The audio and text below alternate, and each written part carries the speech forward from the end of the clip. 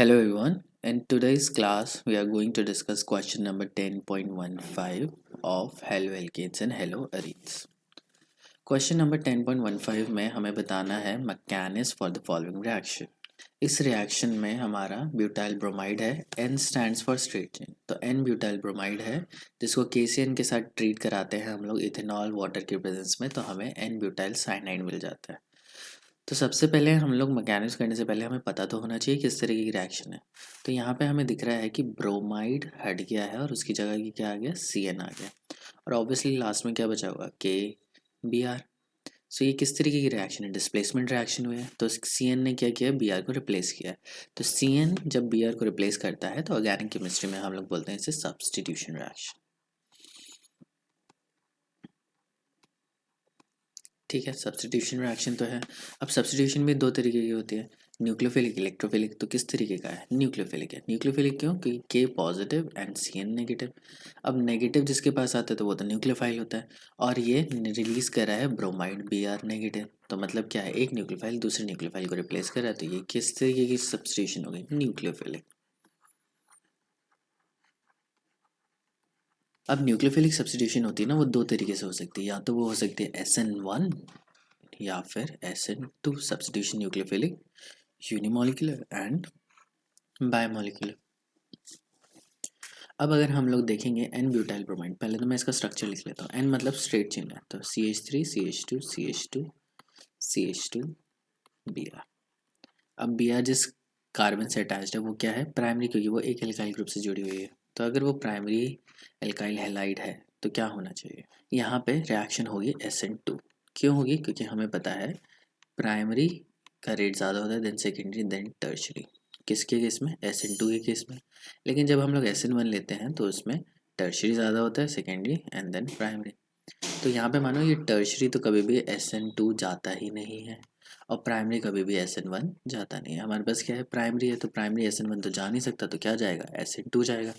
SN2 क्या stands करता है, सब्स्टिट्यूशन न्यूक्लियोफिलिक बायोमोलिकुलर। और ये जो सब्स्टिट्यूशन होता है ना, ये सिंगल स्टेप में होता है, तो हमें बहुत ज़्यादा कुछ करने की ज़रूरत नहीं है। पहले तो कार्बन और ब्रोमीन में से ज़्यादा इलेक्ट्रोनेगेटिव कौन है, ब्रोमीन है, तो ब्रोमीन के ऊपर कौन सा चार्ज आएगा, डेल्टा नेगेटिव, और कार्बन के पास कौन सा आएगा, डेल्टा पॉजिटिव। टूट जाएगा, KCN डिसोसिएट होगा वाटर में, क्योंकि एक्वस सोल्यूशन है। तो इसको मैं ऐसे लिख सकता हूँ, K positive plus CN negative. अब CN नेगेटिव इस एरो पे आएगा, इस CN नेगेटिव फर्दर रिएक्ट करेगा। तो ये CN नेगेटिव नेगेटिव है तो वो कहाँ जाना प्रेफर करेगा, पॉजिटिव पे, तो नेगेटिव अटैक करेगा पॉजिटिव पे। अब मैकेनिज्म में सबसे इंपॉर्टेंट होता है एरोस, तो हमें देखना होता है कि कौन कहाँ पे अटैक करेगा। ये मैकेनिज्म है, मैकेनिज्म में नेगेटिव हमेशा पॉजिटिव जाएगा। तो जब भी हम लोग एक एरो लिखेंगे तो रिएक्शन कहाँ से होगी, एक नेगेटिव पार्ट से एरो जाएगा पॉजिटिव पार्ट की तरफ।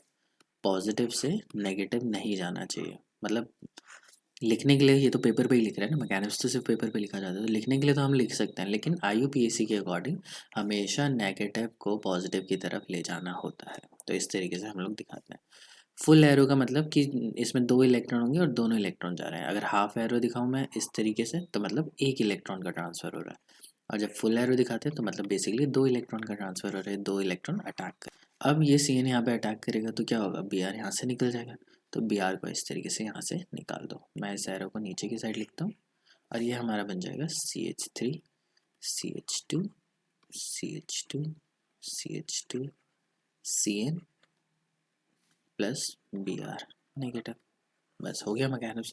इसमें कुछ करना ही नहीं था, बस एक एरो ही तो दिखाना है, और एरो 11th-12th क्लास के बच्चों के लिए एरो दिखाना ही थोड़ी बड़ी बात हो जाती है। लेकिन अगर मैं इसको अच्छे तरीके से लिखूँ तो मैं कैसे लिखूँगा, देखो, एक हाइड्रोजन इधर, एक हाइड्रोजन इधर, फिर ये हो गया CH2 CH2 एंड CH3, और इधर Br। अब यहाँ पे हम लोग अटैक करेंगे CN नेगेटिव। तो जब भी SN2 होती है ना, तो हमेशा जो अटैक होता है वो बैक साइड से होता है। तो CN क्या करेगा, बैक साइड से अटैक करेगा। बैक साइड कौन सी है, ये है, तो यहाँ से अटैक करेगा। तो यहाँ से अटैक करेगा तो एक बॉन्ड ब्रेक होगा, एक बॉन्ड बनेगा। तो इसमें हम लोग कैसे दिखाएंगे, CN यहाँ पे है, ये बॉन्ड बना रहा है, दो हाइड्रोजन इधर कर देता हूँ, और यहाँ पे C3H7 लिख देता हूँ, और यहाँ पे Br का बॉन्ड टूट रहा है। Bond breaking and bond making takes place simultaneously over है। इसको हम लोग बोलते हैं ट्रांजिशन स्टेट। उसके बाद क्या होगा, ये बॉन्ड पूरा बाहर निकल जाएगा और CN हमारा मिल जाएगा। तो CN फिर CH2 एंड देन C3H7। आप उसको पूरा भी लिख सकते हैं, अलग से भी लिख सकते हैं। एंड Br नेगेटिव, ये Br नेगेटिव क्या होगा, K पॉजिटिव के साथ क्या हो जाएगा, स्टेबलाइज हो जाएगा। तो K पॉजिटिव Br नेगेटिव हो गए, ये दोनों एक दूसरे के साथ स्टेबलाइज। तो इस तरीके से हम लोग ये रिएक्शन करते हैं।